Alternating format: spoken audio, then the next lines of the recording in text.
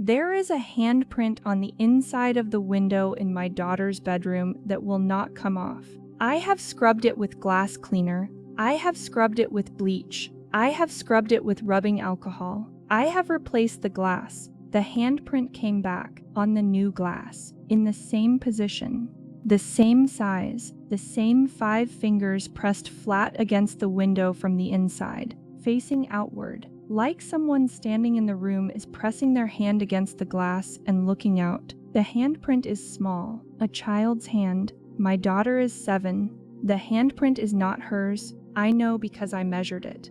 I pressed my daughter's hand against a piece of paper and compared. The handprint on the window is smaller. The fingers are thinner. The palm is narrower. It belongs to a child younger than mine. A child of maybe 4 or 5. A child who does not live in my house. A child who has never lived in my house. Except one did, 27 years ago. And she died in that room. I need to tell you about the house before I tell you about the handprint. We bought the house in 2021, a 3-bedroom Cape Cod in a small town in Connecticut, built in 1962. The house had been through 4 owners before us. We knew the history because our realtor was thorough and because Connecticut requires certain disclosures. One of those disclosures was that a death had occurred in the house. Not a murder, not a crime, a death. A 4-year-old girl died of a seizure in the upstairs bedroom in 1997. Her name was Abigail. She was the daughter of the second owners. The paramedics couldn't revive her. She died in her bed, in the room that is now my daughter's bedroom. We knew this when we bought the house. It was sad. It was also 24 years ago. People die in houses. It happens. The house didn't feel heavy or dark or haunted. It felt like a house. We moved in, we painted, we updated the kitchen. We gave our daughter the upstairs bedroom because it had the best light and the most space, and we didn't believe that a room where something sad happened 24 years ago was anything other than a room. If you're watching this and you're not subscribed yet, let me be direct with you. This channel is growing because people like you find it and decide the stories are worth coming back for. I don't have millions of subscribers. I don't have a marketing team. I have these stories and I have you. Every subscribe matters. Every like matters. Every comment tells YouTube that this video deserves to be seen by more people. So if this story has your attention right now, do 3 things. Subscribe, like, and drop a comment telling me if you believe the dead can leave marks on the world they left behind. Now let me tell you about Abigail. The handprint appeared in the winter of 2022, about 8 months after we moved in. My daughter noticed it first. She came downstairs one morning and said, "Mommy, there's a hand on my window." I went up. The handprint was on the lower pane of the double-hung window. On the inside, a full palm print with 5 fingers, perfectly formed, not smudged, not partial. A complete handprint. Like someone had pressed a clean hand firmly against cold glass. I assumed it was my daughter's. Kids touch windows. I sprayed it with Windex and wiped it. It came off. I forgot about it. 3 days later, it was back. Same spot, same size, same hand. I cleaned it again. It came back again within 48 hours. Every time, I cleaned it 7 times over 3 weeks. It returned 7 times. Same position, same size, same window, same hand, the left hand, always the left. After the 7th time, I stopped cleaning it. I decided to observe it instead. I took photographs. I measured it. I compared it to my daughter's hand. The print was approximately 15% smaller than my daughter's. The fingers were shorter. The thumb was positioned at a slightly different angle. This was not my daughter's handprint. I asked my husband if he had been leaning on the window. He hadn't. I asked if any of my daughter's friends had been in the room. They hadn't. I asked the previous owners if they had ever noticed a handprint on that window. The wife called me back 2 days later. She was quiet on the phone. She said yes. She said the handprint appeared when they lived there too. She said it started about a year after they moved in. She said they cleaned it dozens of times. She said it always came back. She said they replaced the glass in 2015. The handprint appeared on the new glass within a week. Same position, same size, same left hand. She said they stopped cleaning it eventually. She said they just lived with it. She said the handprint was Abigail's. She said she didn't know how she knew that. She just knew. The way you know something in your gut without evidence. She said Abigail died looking out that window. Her bed was next to it. She could see the yard from her bed. The mother told the previous owner that Abigail used to press her face and hands against the glass and watch the birds in the yard. It was her favorite thing, watching the birds from her bedroom window, and apparently she never stopped. I had the glass replaced a second time. I didn't tell the glazier why. The new pane was clean, perfect, for 5 days. On the 6th morning, the handprint was there, same spot, same size, same left hand, pressed against the glass from the inside, facing the yard, facing the birds. I stood in my daughter's room looking at it. The morning light was coming through the window. The handprint was backlit. You could see it clearly. 5 small fingers, a narrow palm, the print of a 4-year-old girl who died 27 years ago, pressing her hand against a window she can no longer see through. Or maybe she can. Maybe the window is the one thing she can still touch, the one connection she has to the room where she lived and the yard where the birds still come every morning. My daughter has never been afraid of the handprint. She calls it the little hand. She says good morning to it when she wakes up. She told me once that she thinks a little girl lives in the window. I asked her why she thinks that. She said because sometimes when I put my hand on the glass, the little hand gets warm. I didn't know what to say to that. I still don't. The handprint is still there. I stopped trying to remove it. I wash the rest of the window around it carefully, working around the handprint the way you work around a painting you don't want to smudge. I leave it, because it's not hurting anyone, because my daughter isn't afraid of it, because the birds still come to the yard every morning, and if Abigail is watching them, I don't want to take that away from her. She's been watching for 27 years. She watched when the second owners lived here. She watched when the third owners lived here. She watched when the previous owners replaced the glass, and she pressed her hand against the new pane within a week. Because new glass or old glass, it's still her window. It's still her room. It's still the view she loved when she was alive. And death apparently didn't change what she loves. It just changed whether we can see her loving it. The handprint is the only proof she leaves. The only evidence that a 4-year-old girl is still standing at her bedroom window 27 years after she died, still pressing her palm against the cold glass, still watching the birds. And every morning when my daughter says good morning to the little hand, I wonder if somewhere on the other side of that glass a small voice says good morning back. And I wonder if the glass gets warm because of sunlight, or because a dead child's hand is pressing against it from a place we can't see. Reaching through, 1 palm, 5 fingers, the thinnest possible connection between where she is and where she used to be. And I will never clean it again, because that handprint is all she has left, and I am not going to take it from her. And she was doing it before she died.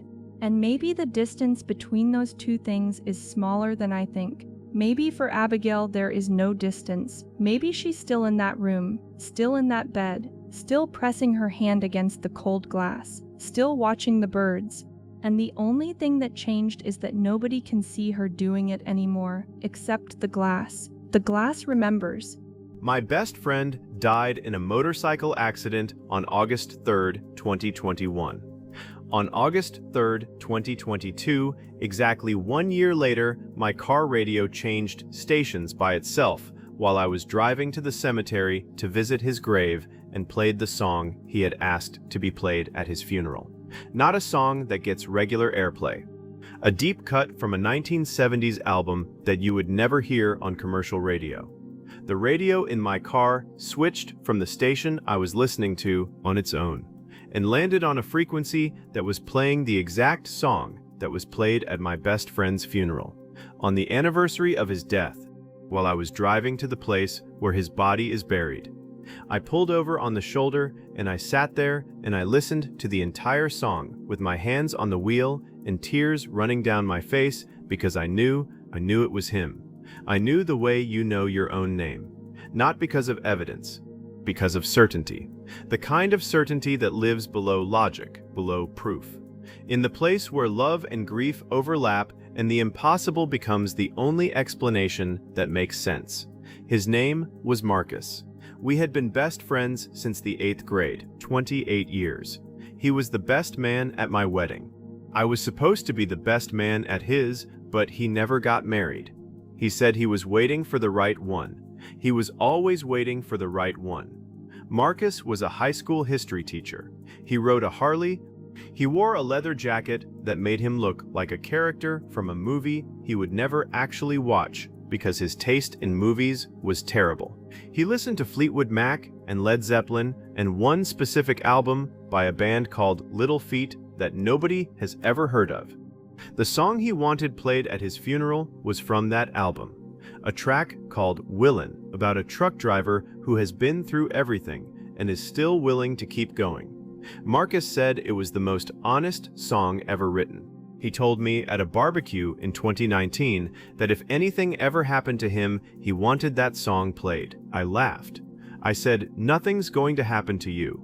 2 years later, I was standing at his funeral, listening to Willin' come through the speakers of a chapel while his mother cried in the front row, and I held his leather jacket in my arms because nobody else wanted to carry it.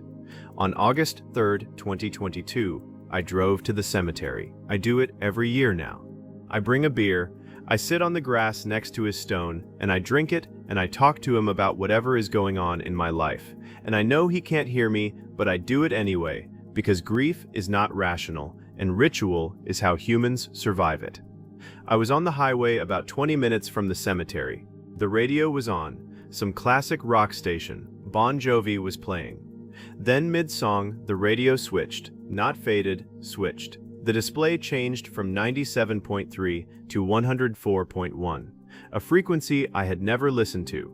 The music changed. The opening guitar of Willin' by Little Feat came through my speakers. I knew the song in the first 3 notes. My hands tightened on the wheel. The hair on my arms stood up. I looked at the radio. I hadn't touched it. My phone wasn't connected. There was no Bluetooth active. The radio had switched stations on its own to a station I had never heard of, playing a song that has not been in regular rotation on any radio station since 1975. On August 3rd, on the anniversary, while I was driving to his grave, I pulled over. I sat on the shoulder and I listened. The song played for about 4 minutes, the full track. When it ended, there was a moment of silence. Not static, silence, dead air. Like the station had stopped transmitting. Then the radio switched back to 97.3. Bon Jovi again, like nothing had happened. I sat there for another 5 minutes. Then I drove to the cemetery. I sat next to Marcus's stone, and I drank the beer, and I told him about the radio. I said, "I know that was you." I said, "Thank you." I said, "I miss you." I said, "I'm still Willin'." He would have liked that. He would have laughed. Then he would have made fun of me for crying. Then he would have hugged me, because that's who Marcus was. The kind of man who makes fun of you for having feelings and then holds you while you have them. I checked the frequency when I got home. 104.1. In my area, that frequency is assigned to a low-power community station run by a college about 30 miles away. I called the station. I asked if they had played Willin' by Little Feat on August 3rd around 11 a.m. The student who answered checked their log. They hadn't.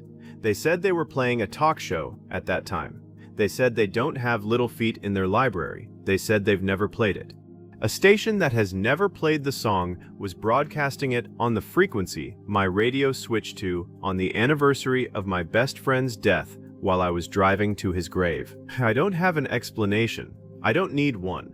Marcus always had a way of showing up when I needed him, even when it was impossible, especially when it was impossible. That was the whole point of the song. Willin', still willing, still here, still showing up, even after the ride is over. My grandmother had a grandfather clock in her living room that she wound every Sunday morning for 53 years. She never missed a winding. Not once. Not during illness, not during storms, not during the 6 months my grandfather was in the hospital before he died. Every Sunday at 8 a.m., she opened the glass door and wound the mechanism and set the pendulum, and the clock ran for exactly 7 days until the next Sunday when she wound it again. On March 11th, 2024, my grandmother died in her sleep at 4:47 a.m. The clock stopped at 4:47, not 4:48, when the last energy in the spring would have run out based on when she wound it. Not midnight when the day changed, 4:47. The exact minute she took her last breath, the minute the nurse recorded on the death certificate, the minute my mother called me crying, 4:47. A clock that had been wound 48 hours earlier and should have had 5 more days of spring tension left, stopped at the precise minute its owner died, like it knew. Like 53 years of being wound by the same hands at the same time, on the same day, had connected the clock to those hands so deeply that when the hands stopped, the clock stopped too. I need to tell you about my grandmother because this story isn't about a clock. It's about what happens when a person pours their life into a routine so completely that the routine becomes alive. My grandmother's name was Eleanor. She was 91. She lived in the same house in Western Massachusetts since 1971. The clock was a wedding gift from my grandfather. 1971. A German-made grandfather clock with a walnut case and a moon phase dial and a Westminster chime that rang every 15 minutes. My grandfather died in 2003. After his death, my grandmother ran the house alone. She kept everything the same: his chair, his coffee mug, his coat on the hook by the door, and the clock. The clock was his gift to her, and winding it was her promise to him. She told me that once I was maybe 12. I asked her why she wound it every Sunday. She said because he asked me to take care of it. She said as long as the clock runs, he's still here. I thought she meant it metaphorically. I'm not sure she did. When my grandmother died, the hospice nurse was with her. My mother was asleep in the next room. The nurse recorded time of death as 4:47 a.m. My mother called me at 5:15. I drove to the house. I got there at 6:30. The first thing I noticed when I walked through the door was the silence. My grandmother's house was never silent. For 53 years, the clock had been ticking, the pendulum swinging, the chimes ringing every 15 minutes. It was the heartbeat of the house, and it was stopped. I walked to the clock. The pendulum was motionless. The hands showed 4:47, not approximately. Exactly. The minute hand pointed at the 9. The hour hand pointed between the 4 and the 5. 4:47. I opened the glass door and looked at the mechanism.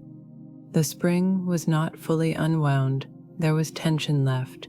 I could feel it in the winding key. The clock had not run out of energy. It had stopped with energy remaining. Like something had held the pendulum. Like something had reached into the mechanism and said, enough, she's gone. I'm done. I touched the pendulum. I pushed it. It swung. Once, twice. The clock ticked for about 10 seconds. Then the pendulum slowed, stopped. At 4:47, the hands didn't move. The clock refused to run, not because it was broken, because it was finished. The clockmaker my mother called said the mechanism was in perfect working order. He tested every component: the escapement, the spring, the pendulum, the gear train. Everything functioned. He wound it. It ran for about 15 seconds. Then it stopped. He wound it again. Same result, 15 seconds. Stop. He said in 40 years of repairing clocks, he had never seen a mechanism in working condition that refused to run. He said, mechanically, there was no reason for it to stop. He said the spring had tension. The gears were clean. The pendulum was balanced. He said the clock should run. He looked at my mother and said, but it won't. He said it like he was admitting something he didn't want to say out loud. He said, sometimes objects that are part of a person's routine for a very long time develop what he called sympathetic behavior. He said he had seen it before. A piano that goes out of tune the day its player dies. A watch that stops. A music box that plays one final time with no winding. He said he didn't have a scientific explanation. He said he had stopped looking for one about 20 years ago. He said some things just know when it's over. The clock is still in my grandmother's house. My mother kept the house. She hasn't sold it. She goes there on weekends sometimes. She doesn't wind the clock. She doesn't try to start it. It stands in the living room showing 4:47. The same minute it's shown for 15 months. The pendulum is still. The chimes are silent. The house that had a heartbeat for 53 years is quiet now. But my mother told me something last month that I haven't stopped thinking about. She said she was at the house on a Sunday morning. Around 8 a.m., she was in the kitchen making coffee, and she heard the clock. Not ticking, not chiming. A single sound. One deep resonant bong like the hour strike, but just one. She walked to the living room. The clock was still. The pendulum was motionless. The hands still showed 4:47, but the sound had come from it. She was sure. A single chime at 8 a.m. on a Sunday. The time my grandmother wound the clock every week for 53 years, 8 a.m., Sunday. The clock that has been stopped for 15 months chimed once at the exact time its owner used to open the glass door and turn the key and keep it alive for another week.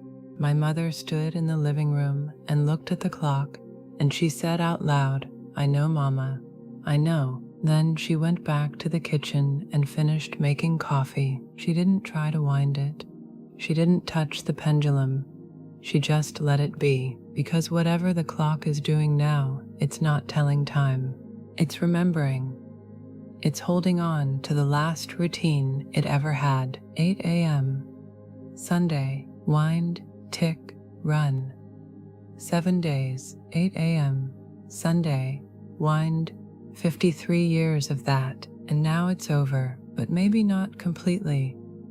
Maybe once a week, on a Sunday morning when nobody is there to hear it, the clock chimes one time for her, because she asked it to run, and it's still trying, even though the hands that wound it are gone, even though 4:47 was the last minute that mattered, even though time doesn't mean anything to a clock that stopped counting it the moment the only person who ever cared about it stopped breathing. It chimes anyway, once, at 8 a.m. on Sunday. The way it always did, the way it always will. Those were 3 true paranormal stories from people who discovered that the people we lose sometimes refuse to leave completely. If you made it to the end, tell me which one moved you. Which one made your eyes burn? Which one made you think about someone you've lost? Drop it in the comments, not just a word. Tell me about them. Tell me their name. Tell me what they would have thought about this video. Because the comments on this channel are becoming something special. They're becoming a place where people share things they've never said out loud. I want this to be that place for you too. If you're not subscribed yet, please do it now. This channel is small, but it's real and it's growing, and every single person who subscribes is the reason it keeps going. Hit subscribe, hit the bell, share this with someone who has lost someone they loved, and tell them the dead don't always leave. Sometimes they press their hand against the glass. Sometimes they change the station. Sometimes the clock chimes at 8 a.m. on a Sunday, and sometimes that's enough.